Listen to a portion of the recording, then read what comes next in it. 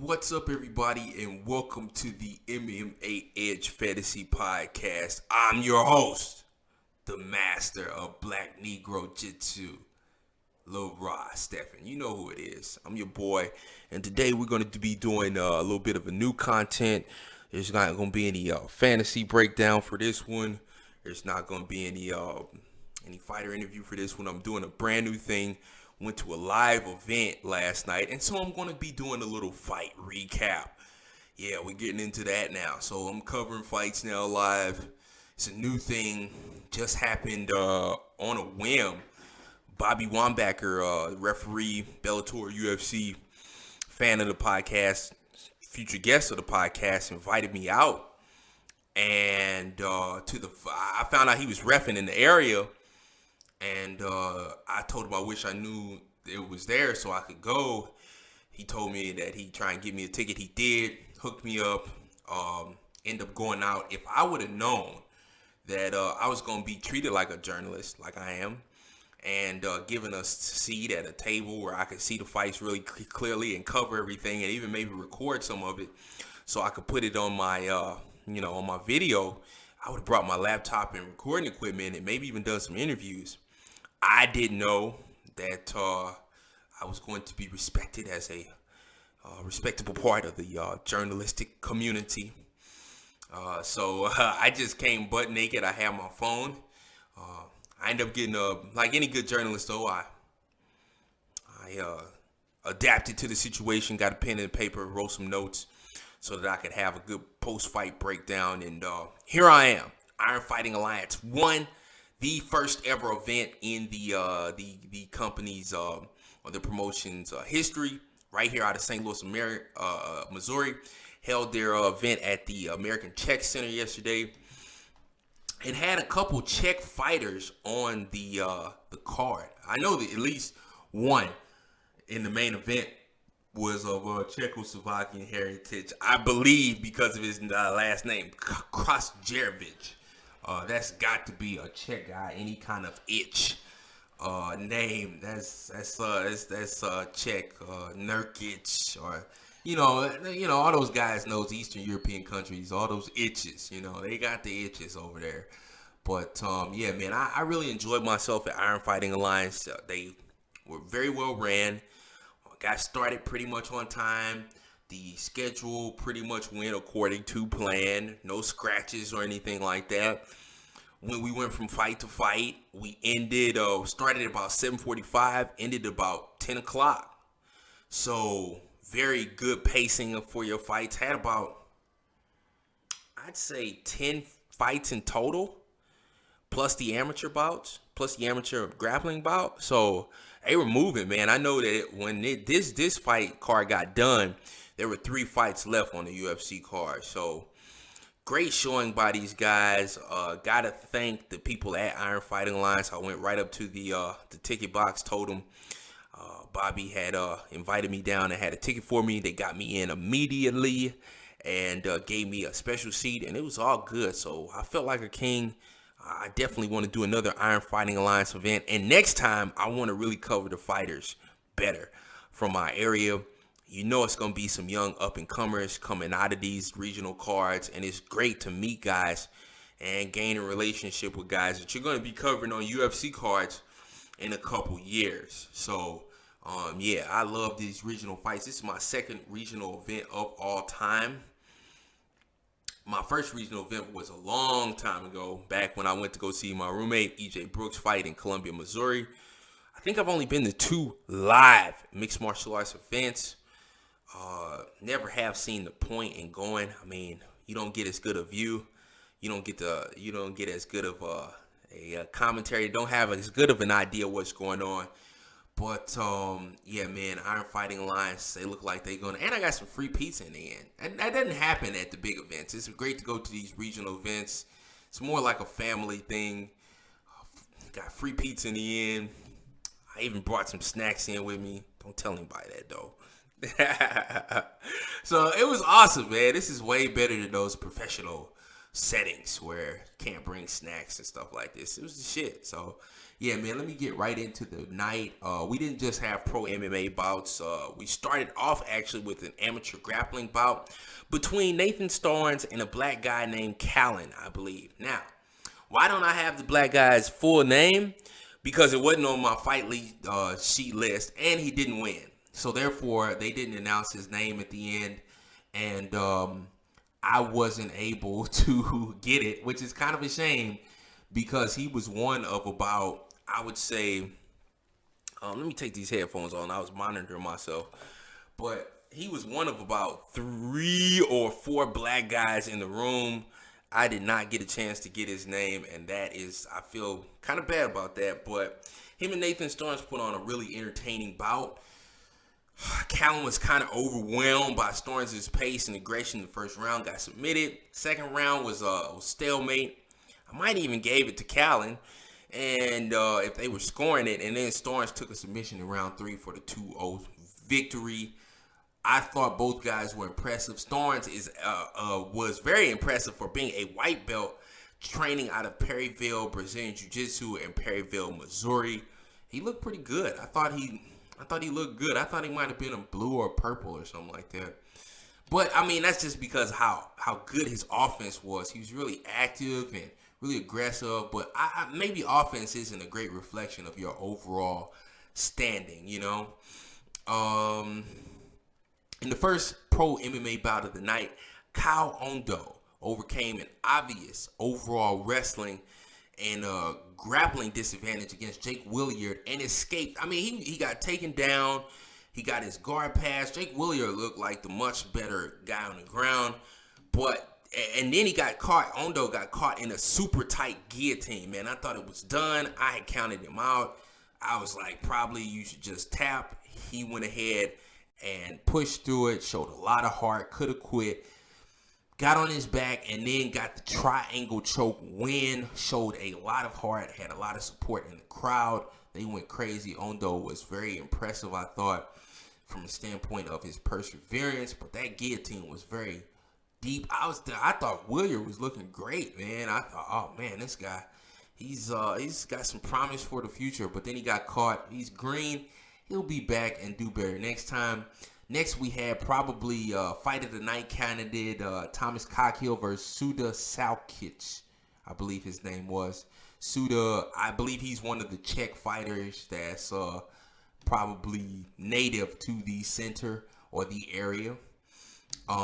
These guys were exchanging wild punches, back and forth, going at it, totally even until Coghill got the takedown and then secured the round with his positional dominance.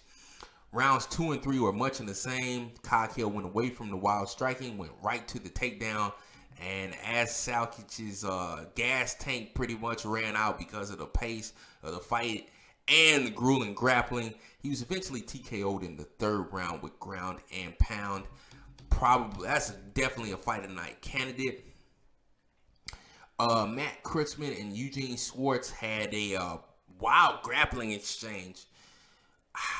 I believe Kruetzman ended up on the bottom, but he capitalized on some mistakes by Swarz and locked in a triangle early in the first round. 2 obviously green grapplers developing, but Kruetzman capitalized off some of Swarz's mistakes and got the triangle for the win. Next, we got some amateur kickboxing, which was very entertaining. Farris came out on top. His opponent's name, I'm kind of ignorant of. Once again, it's one of those cases where the sheet, it wasn't very clear. And I think the opponent changed too. But his opponent was very careless, hands down, storm punches everywhere. Eventually, Farris Ward, because he was more responsible with his defense, he dropped him. Then he finished him after old boy was gassed out and also hurt from being stunned from that knockdown. So that was an entertaining bout. I think the most intense guy of the night was Cody Nauke. He had the most intense entrance in there against Jordan Meister. He overcame an 8-inch reach disadvantage to maul his opponent, Meister, into a stoppage.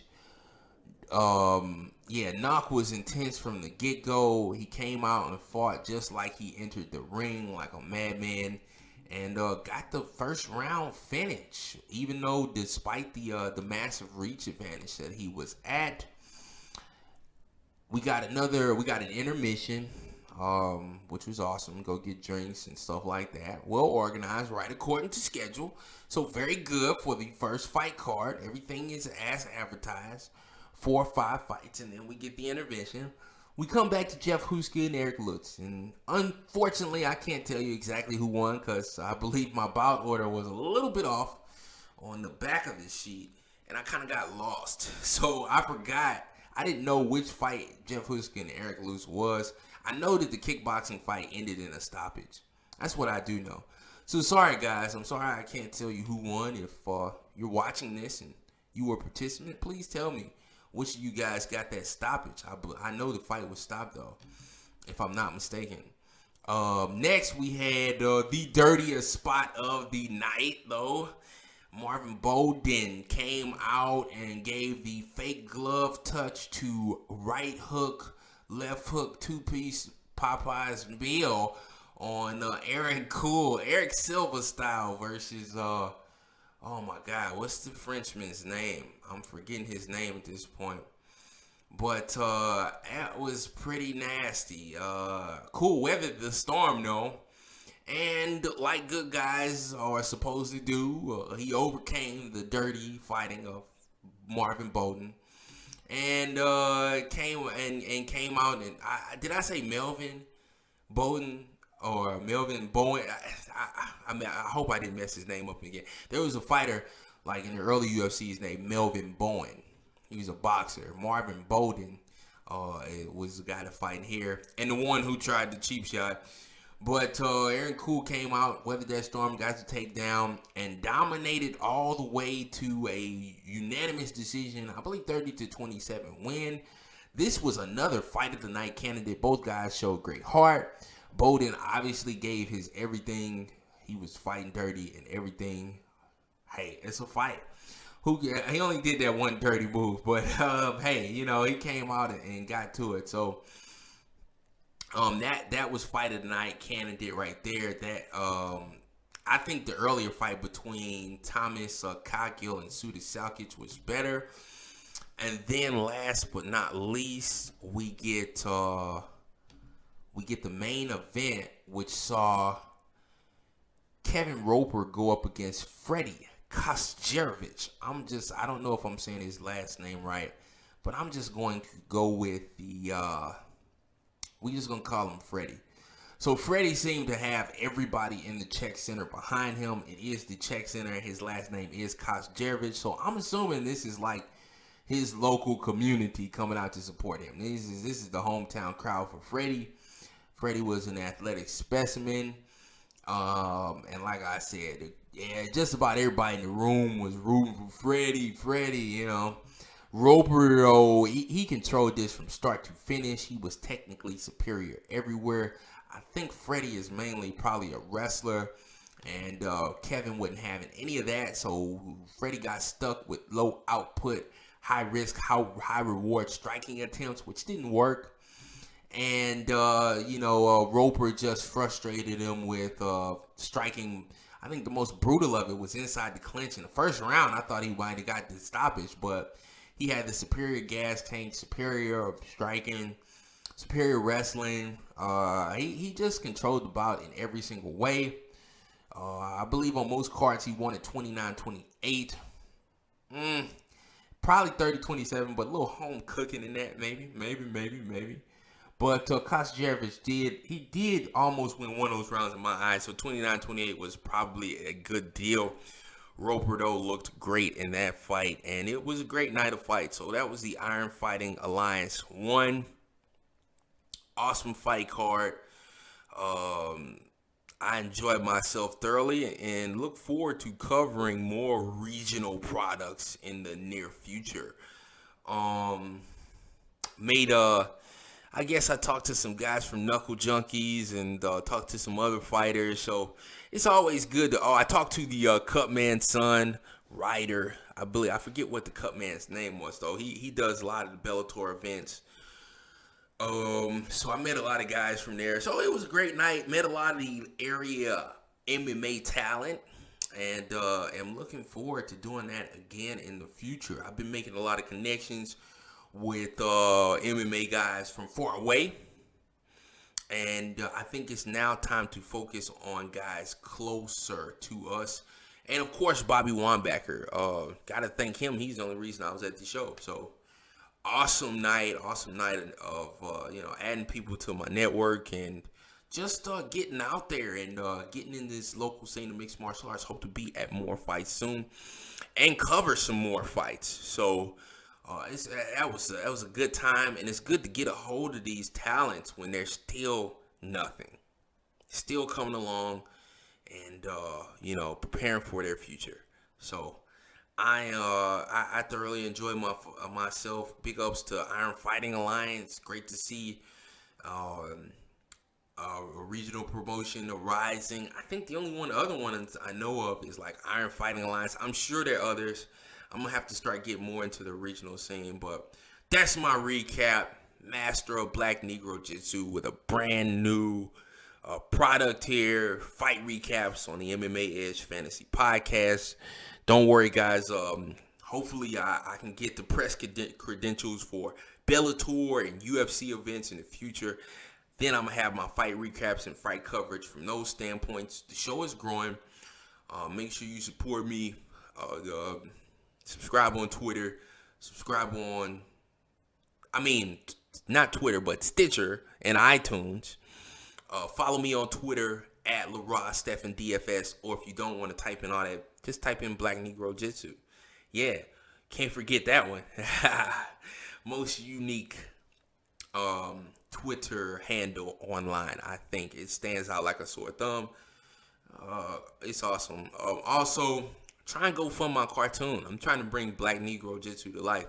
Originally, I was gonna make the MMA Edge Fantasy Podcast surround the cartoon surrounding that, but I'm actually going to do a little BlackNegroJItsu, so get ready for that. And of course, the MMA Edge Fantasy Podcast for UFC 211 is going to be Frank Trigg.